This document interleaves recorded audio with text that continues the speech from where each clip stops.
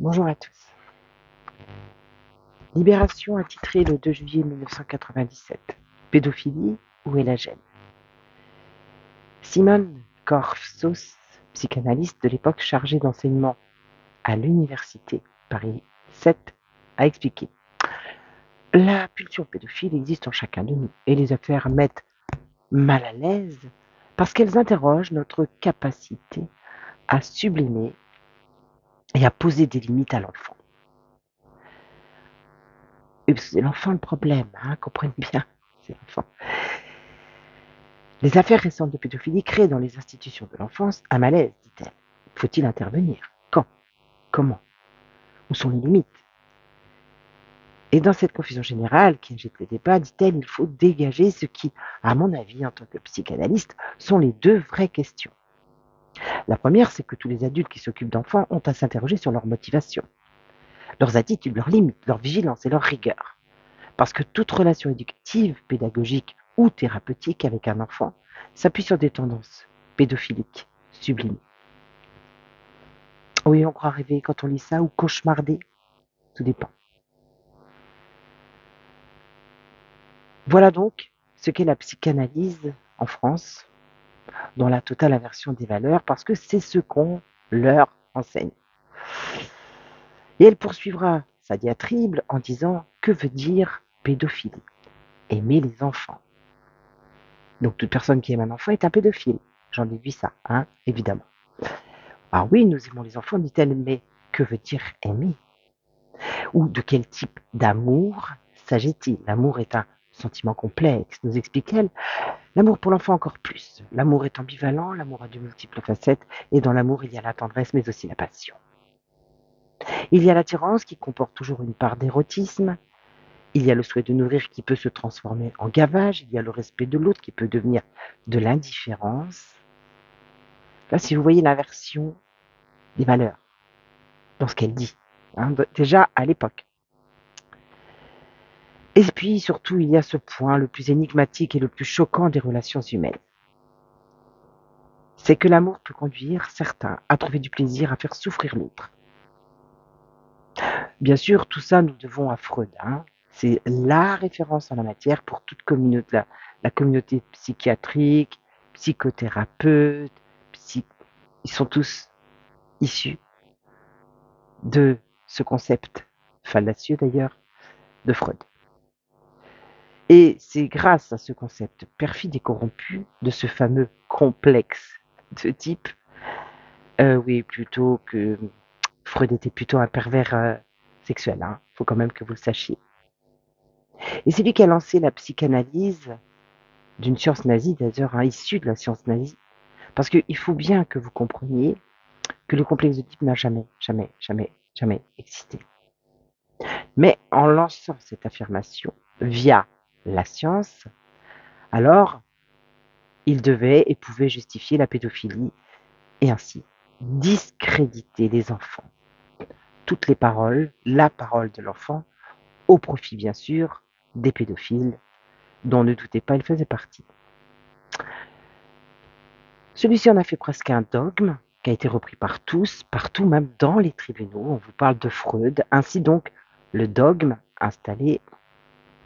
Et parce que si on vous parle de Freud dans les tribunaux ou ailleurs, c'est parce que vous avez des experts psychiatriques. C'est pas les meilleurs, ça c'est sûr, mais ce sont eux qui ont fait le job derrière. Sachez-le bien. Donc le dogme installé. Alors le dogme, c'est quoi? C'est que les petits garçons désiraient leur mère et les petites filles leur père. Sexuellement, bien sûr, évidemment. Ainsi donc, Oedipe, pour lui, est né. Et il a pris racine dans la tête des gens en les imprégnant de toutes ses croyances. Dès lors, les enfants pourraient être vicieux, malfaisants et dédouanant, bien sûr, de fait, le comportement des adultes pédophiliques. Durant des années, les mères n'ont plus allaité parce qu'il pourrait s'agir d'un acte incestueux. Partout dans le monde, il existe des réseaux pédocriminels. En France, plus de 50 000 enfants disparaissent par an. Seulement 40 000 sont retrouvés. Les 10 000 sont perdus corps et âme. Jamais retrouvés. Je l'ai dit à maintes reprises durant des années. Pour autant, les gens sont étonnés du film Sound of Freedom. Ou alors ils sont étonnés de l'enlèvement du petit Émile. Alors on vous dira bien tout ce qu'on voudra derrière, évidemment. Tous ces détracteurs essaient de nous dire ah non mais c'est impossible, hein. Ah bah les policiers le sauraient, hein. Et puis la justice le saurait aussi. Hein. Mais en fait, qui parle de pédophilie? Qui parle des réseaux pédophiles? Des réseaux qui sont en ligne? Qui en parle? Or, les réseaux pédocriminels sont aussi nombreux en France qu'aux États-Unis, toute proportion gardée. Mais finalement, personne ne parle de la pédophilie. Parce que dès que nous en parlons, nous sommes censurés, menacés, vilipendés, discrédités. Et pourtant, vous avez toutes et tous la preuve, les preuves, que c'est leur but, que ça a toujours été leur but, que c'est depuis la nuit des temps que ça existe, et que désormais, ils veulent le légaliser. Parce que vous avez les droits sexuels dans les écoles, dans vos écoles, avec vos enfants. Ça fait 11 ans exactement que je l'ai dénoncé pour la première fois, et d'autres avec moi. Alors tous ceux qui essayent de me dire c'est impossible, regardez ce qui se passe autour de vous. L'épreuve, c'est aussi de ces mères qui dénoncent leur compagnon ou leur ex-mari, ou leur mari même, d'inceste, et qui se retrouvent désenfantés par milliers en France. Ou alors tous ces jugements qui se font à huis clos. Et oui, ils ne veulent surtout pas que vous sachiez ce qui se passe, que vous sachiez les non-condamnations, que vous sachiez le taux d'enfants placés, de toutes ces mères désenfantées et qui se battent pendant des fois des années en sachant qu'elles ne récupéreront pas leurs enfants. Oui, bien sûr, quand je parle du système judiciaire, c'est tous ces avocats, tous ces gens qui travaillent pour le système. Chacun en tire un petit peu de royalties, c'est normal. Donc, ils jugent à huis clos. Pour eux, ce sont ces soi-disant victimes, mais ils ne veulent surtout pas que vous sachiez la réalité.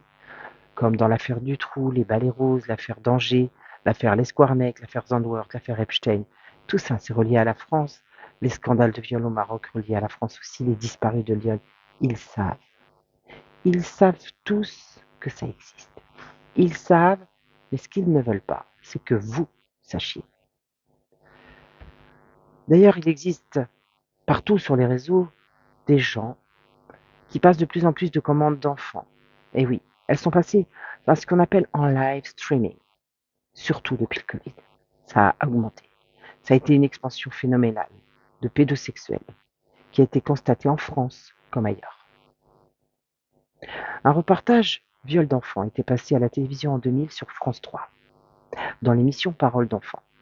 Le reportage avait été réalisé par les journalistes. Il y avait Pascal Justice, il y avait Stéphane Taponnier et Cécile Toulec. Présenté d'ailleurs par Élise Lucet, qui ne reviendra jamais d'ailleurs sur la pédophilie et l'impunité qui entoure tous les acteurs des réseaux pédophiles. Le reportage avait évoqué l'existence d'un réseau qui bénéficiait de protection au sein des instances dirigeantes, de la justice et de la politique. En français, tout en révélant l'existence d'un réseau pédophile actif sur la France. Ce documentaire avait dévoilé l'enfer vécu par plusieurs enfants. Martine Bouillon, à l'époque substitut du procureur de Bobigny, au moment du tournage du documentaire, administratrice de l'association La Voix de l'Enfant, auteur de Viol d'ange chez Calman Lévy, 1997, avait affirmé au cours du reportage avoir eu connaissance en région parisienne de charniers d'enfants. Affaire pour laquelle une instruction était censée être en cours. Mais, bien sûr, les autorités judiciaires ont tout affirmé dans la foulée. Infirmé. Rituel, sacrifice d'enfants, vente de vidéos à plusieurs milliers d'euros, snuff movie mettant en scène des enfants sur le darknet. Tout ça tourne allègrement et depuis des années. Le snuff movie, pour ceux qui l'ignorent, ce sont ou les snuff films d'ailleurs, sont des termes qui désignent des vidéos ou des longs métrages qui permettent de mettre en scène la torture, le meurtre, le suicide ou le viol d'une ou plusieurs personnes. En France, on vous parle d'enfants qui sont venus d'étrangers, d'Asie, d'Amérique du Sud, qui ne seraient donc pas recensés. Mais le reportage mentionne énormément de plaintes de disparition d'enfants, classés sans suite chaque année. Aucune alerte enlèvement.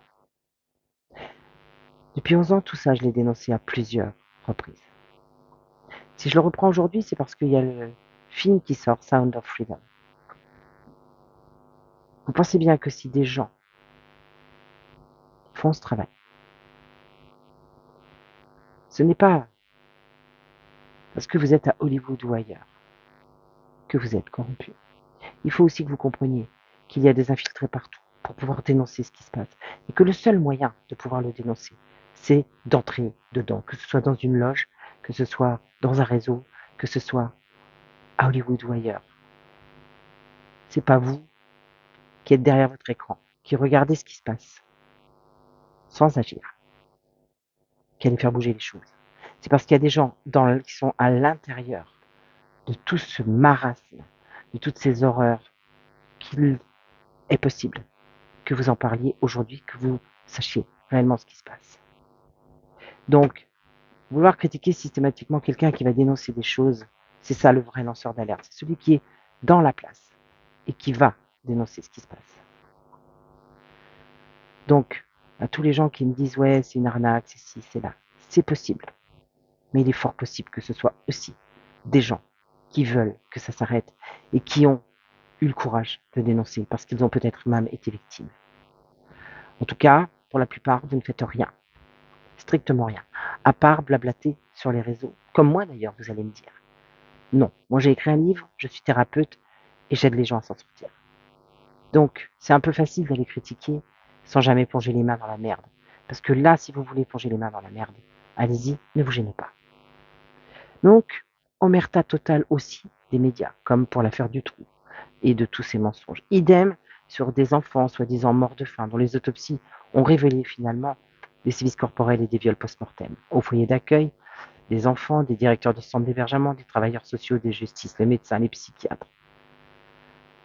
Les difficultés que rencontrent la police, les juges, ou tous ceux qui enquêtent sur cela et tentent, parce qu'il y en a aussi, de se faire entendre à propos de la pédocriminalité de réseau, sont stoppés, menacés, voire éliminés.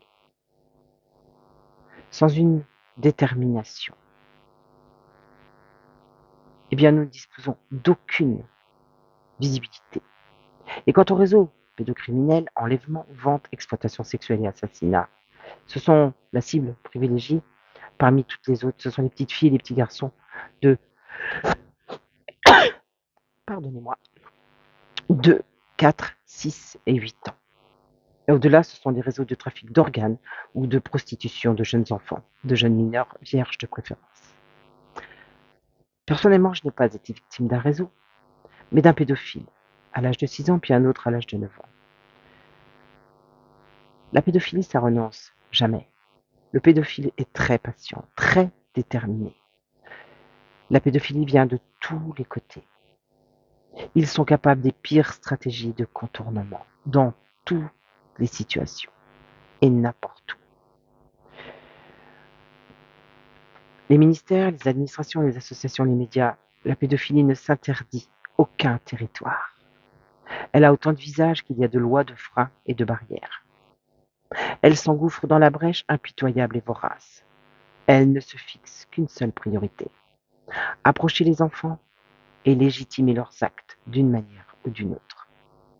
Une pulsion sexuelle irrépressible à leur endroit et un passage à l'acte qui jamais ne se reconnaîtra pour ce qu'il est: une inversion de toutes les valeurs humaines dans un monde d'une perversion sans commune mesure, avec des lois élaborées par ces mêmes criminels eux-mêmes pour se protéger. Contrairement à ce que vous pourriez penser, les pédophiles ne sont pas honteux. Oh non. Au contraire, ils revendiquent leurs droits. Ils ont même leur journée pour ça. Ça s'appelle l'International Love Boy. Et pour ceux qui préfèrent les petits garçons, vous avez aussi le Alice Day. Ça, qui préfèrent les petites filles, pardon. Vous avez le Alice Day. Ça, c'est pour les petites filles. Des statistiques de consultation de l'année 2001 d'un seul site web qui contenait des photos d'enfants et d'adolescents nus. Durant le mois de juin 2001, ce site a reçu 6,5 millions de visiteurs uniques par jour. L'outil utilisé à l'époque ne permet pas de calculer avec précision, mais selon certaines estimations, et compte tenu du très grand nombre de visiteurs récurrents, ce site a accueilli plus de 15 millions de visiteurs par mois durant l'année 2001. Et ce n'était qu'en 2001. En matière de sécurité, l'utilisation des proxys est monnaie courante pour un pédo sur Internet. Ainsi, avec ces systèmes de paiement qu'ils utilisent, ils empêchent toute traçabilité. Ils sont donc très bien organisés et pour cause. Beaucoup d'argent est en jeu. Les victimes, elles se débrouillent. Pas d'aide, ni par la justice, ni par personne. D'abord, qu'est-ce qu'elle faisait là? Pourquoi c'est arrivé? Alors vous avez un autre fait très intéressant. Le B4U-ACT, je vous demande d'aller voir. C'est une association aux USA qui est destinée à amener une collaboration entre professionnels de la santé et pédophiles. Donc je vous en prie, ne vous gênez surtout pas pour aller constater ce que je suis en train de vous dire. Et lors d'une conférence, au cours de laquelle des scientifiques, psychiatres et sexologues et psychologues se sont demandé si la pédophilie n'aurait pas sa place dans la liste des maladies mentales. Pardon, si la pédophilie avait sa place dans la liste des maladies mentales. En clair, il s'agit ni plus ni moins que d'une action de lobbying qui a eu beaucoup de succès auprès des pédophiles. Mais c'est pas une maladie en fait, faut que tu comprennes. Ah non. Donc, dans la même mouvance, il y avait un certain Boserman qui avait rédigé en 1998 un rapport sur tous les abus sexuels sur les enfants. Ce rapport sert encore aujourd'hui de base d'argumentation à je ne sais combien de pédophiles. Alors, je continue. L'auteur avait considéré que les rapports sexuels avec les enfants n'étaient pas systématiquement nocifs pour le mineur. Pas du tout. Et surtout, dit-il, il s'agissait d'un garçon, ce qui est, dans leur logique, excuserait de passer à l'acte avec des garçons. Ils peuvent vous trouver toutes les excuses du monde, vous savez. En 2023, ce même B4U-ACT a largement progressé et il soutient une nouvelle étude menée par des chercheurs de l'université, cette fois de Nottingham, au Royaume-Uni. Le projet de recherche vise à comprendre comment des personnes sexuellement attirées par les enfants perçoivent la satisfaction et l'épanouissement sexuel. Non, vous ne rêvez pas. Les personnes âgées de 18 ans et plus qui sont attirées par les enfants sont invitées à participer via une interview anonyme et uniquement audio. Et les participants potentiels intéressés peuvent contacter le chercheur principal. Et ils disent, nous espérons à travers ça mieux comprendre comment la satisfaction sexuelle, et le cas échéant, atteinte et l'impact que cela a sur votre bien-être et les différents aspects de votre vie. Vous n'avez pas besoin de vous sentir complètement ou sexuellement satisfait ou épanoui pour y participer. Non, même si vous n'avez pas eu assez d'enfants, vous pouvez quand même participer. La recherche se concentre donc sur vos expériences et vos opinions à ce sujet en tant que personne attirée par les enfants, et donc toutes les perspectives sont les bienvenues. Et tenez-vous bien, les entretiens sont généralement menés via Microsoft Teams sans vidéo. Oh, bien sûr, vous n'avez pas besoin de créer un compte pour l'utiliser. Alors ça, pour les victimes, ça n'existe pas. C'est-à-dire que les victimes qui souffrent ad vitam aeternam tant qu'elles n'ont pas été aidées, ça n'existe pas. Et il n'y a pas d'aide pour les victimes. Bon, ça, c'est très récurrent en France. C'est pas que pour les victimes de pédophilie, évidemment. Quant aux victimes de réseau en France, elles n'existent pas. Elles n'ont jamais existé. C'est une pure invention. Ça sort de notre cerveau, en fait. Et c'est comme ça que nous sommes soumis à une propagande pédophile jusque dans le domaine scientifique. Le but est de minimiser, bien sûr, vous l'aurez compris, toutes les conséquences de ces actes sur des enfants, quel que soit l'âge. Ainsi donc, pour eux, l'enfant n'a pas obligatoirement de problème à la suite d'un viol. Et quand il y en a, ils ne sont pas forcément si graves. Et en passant par d'autres études qui ne cherchent qu'à montrer que les enfants ont une sexualité, ce qui est totalement faux, vous l'aurez compris, Ça permet en tout cas aux pédophiles de dire qu'ils sont prêts à aider et à la développer. La propagande scientifique va réussir à faire passer dans la tête des juges le SAP. Le SAP, c'est le syndrome d'aliénation parentale. C'est une formidable machine à tuer les parents, qui a été inventée dans les années 80 par un ardent défenseur de la pédophilie, sans aucun fondement scientifique évidemment, et qui permet à la justice de déclarer qu'un enfant qui évoque des abus sexuels de la part de son père est forcément manipulé par la mère. Syndrome d'aliénation parentale. Et celui qui l'a inventé, ce vrai génie, s'appelle Richard Gardner. Et en 1986, il va écrire que ceci est plutôt un désordre psychologique chez l'enfant, quand un parent, presque toujours la mère, opère sur lui un lavage de cerveau contre l'autre parent. Et cette thèse ne se base sur aucun fondement scientifique, ce qui n'a pas empêché Gardner de publier je ne sais combien de livres sur ce sujet à compte d'auteur, sans jamais être publié dans une revue avec un comité de lecture.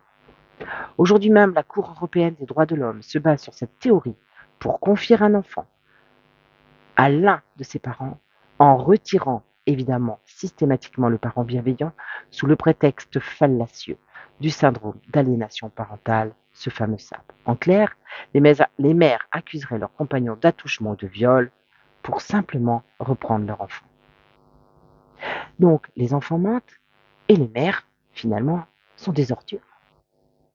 Tout va bien pour les pédophiles. Bon, sachez qu'il y a quand même des mères pédophiles aussi et que des pères se battent pour leurs enfants. Mais ça reste la majorité des hommes.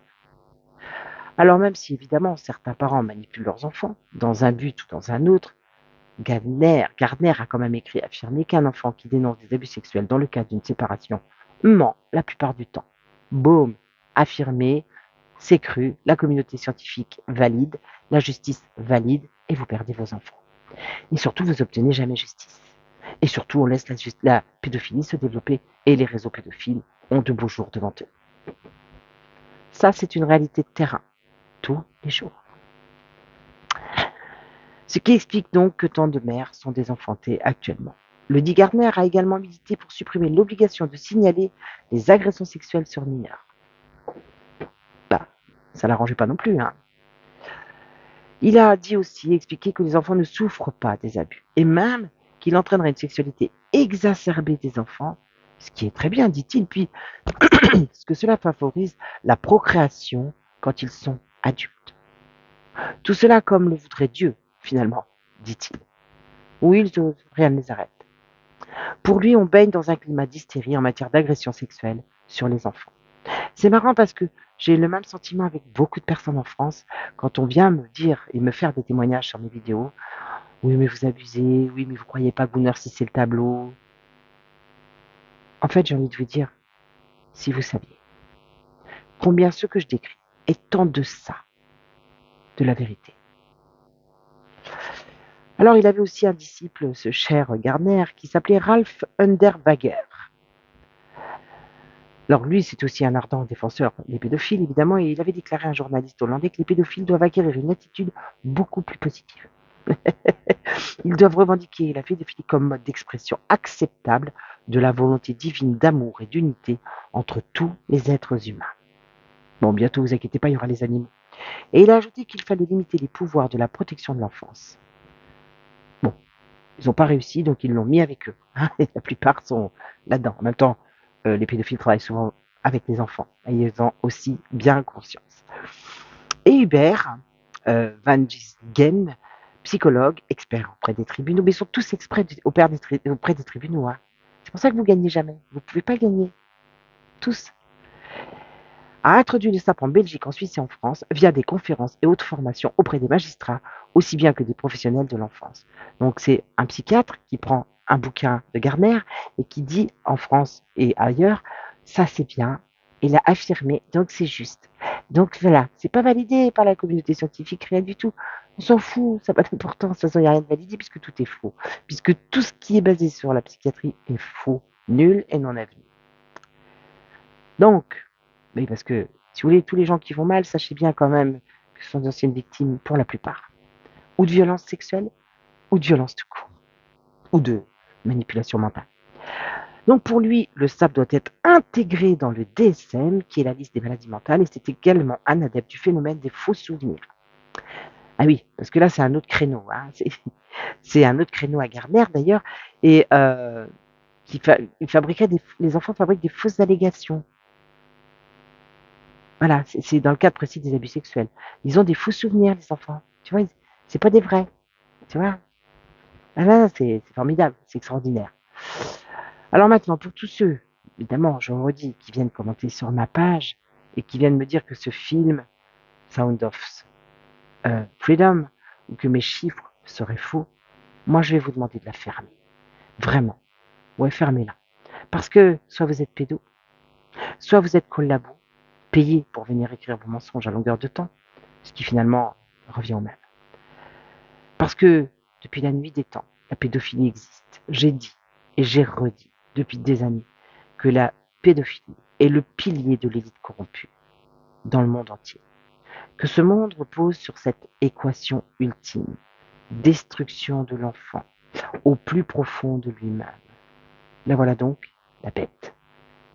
Parce qu'abuser des corps physiques, mais pas que. Ce qui les intéresse finalement au fond, ce sont vos âmes, celles de vos enfants. Parce que nous sommes de l'énergie. Nous sommes cette énergie splendide, surtout celle des enfants. Et ce qu'ils veulent, c'est cette lumière, l'éteindre. Et j'avoue, quand vous vivez des viols, comme j'ai vécu durant 1 an, oui, vous êtes éteint. Oui, vous voulez mourir. Oui, vous voulez en finir. Oui, c'est atroce. C'est des moments d'un sombre, des moments où vous vous demandez comment vous allez survivre, comment vous allez faire un pas de plus. Je l'ai vécu pendant des années. Comment je vais faire un pas de plus? Comment je vais pouvoir m'en sortir? Donc, les enfants étant des âmes pures, le but est d'éradiquer cette lumière via la pédophilie, tuer l'amour et le perpétuer, afin que définitivement nous entrions dans le monde des ténèbres. Alors à toutes les victimes silencieuses, levez-vous, parlez, écrivez à tous les procureurs de France. Parce que c'est comme ça que le monde saura vraiment ce qui se passe. Plus que jamais, la parole se délie, les langues commencent à se délier. Plus que jamais, certaines victimes osent se lever, certaines victimes osent parler. Certains ont compris la douleur de toutes ces victimes à travers le monde. Ne restez pas silencieux. Ayez le courage. Ayez vraiment le courage. Et puis, je vais vous montrer mon livre, parce que j'ai écrit un livre. Alors, encore une fois, je le redis, je n'ai pas été victime des réseaux. Mais j'ai seulement été victime d'un pédophile. Et croyez-moi, j'ai mis plus de 20 ans à me guérir. Donc, je sais de quoi je parle. Je sais que les faux souvenirs n'existent pas. Je sais que Gardner est un menteur. Je sais que ce sont tous des menteurs. Je sais qu'on n'a pas envie de coucher avec son père ou sa mère. Tout ça n'est que mensonge pour valider leur déviance. Leur déviance. Et si on vous met les droits sexuels dans les écoles, c'est encore pour accélérer le mouvement et valider encore plus de déviance. Dans mon livre, j'explique tout ça, totalement. Vous le trouverez sur Amazon. C'est Et j'ai choisi de vivre. Corinne Roy. Parce que il y a plein de clés dedans. Il y a plein de clés pour vous, il y a plein de clés pour vos enfants, il y a plein de clés pour votre famille. Parce que plus les victimes vont se rassembler, plus les victimes auront le courage de parler, plus tout ça va sortir. C'est nous la clé. C'est nous les anciennes victimes. Et nous sommes très nombreux. Et je dis bien ancienne victime parce que pour moi, je resterai toujours une ancienne victime, même si je suis guérie aujourd'hui. Voilà. Et n'hésitez pas à vous faire aider par des personnes compétentes. Alors, je répète que je suis thérapeute, que j'ai beaucoup d'attentes malheureusement. Et, mais, on a des techniques maintenant où on peut avancer très, très, très, très vite, notamment libérer l'état de sidération. Il y a plein de techniques. Ça, c'est impératif de le faire.